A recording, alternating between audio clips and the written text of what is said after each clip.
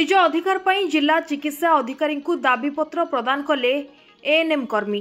गजपति जिला पारलाखेमुंडी स्थित जिला मुख्य चिकित्सालय एएनएम कर्मी मानक विक्षोभ प्रदर्शन देखा मिलता। निजर अधिकार पर आज पुणी जिला चिकित्सा अधिकारी को दाबीपत्र प्रदान करने सह 10 दिन समय दे चेतावनी देखा मिली।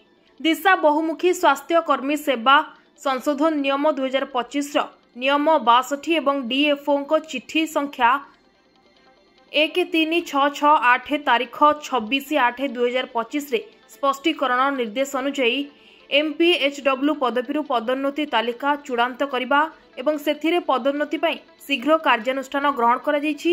जेहेतु किछि एमपीएचडब्ल्यू अवसर नेबाकु जाउछंती आउ किछि अवसर नेबार द्वार रे अछंती, जहा फल रे सेमाने पदोन्नति एवं आर्थिक लाभरु वंचित होई रहिबे। एही आशारे आमे अनुरोध करिबु जे यथा संभव शीघ्र कार्यानुष्ठान ग्रहण करंतु। जदि 10 दिन मध्यरे एही प्रसंग रे कार्यानुष्ठान ग्रहण करा जाय नाही तेबे आमे गणधर्मघट डाकरा देबाकू बाध्य हेबु बोली एनएम पक्षरु सूचना मिलिछि।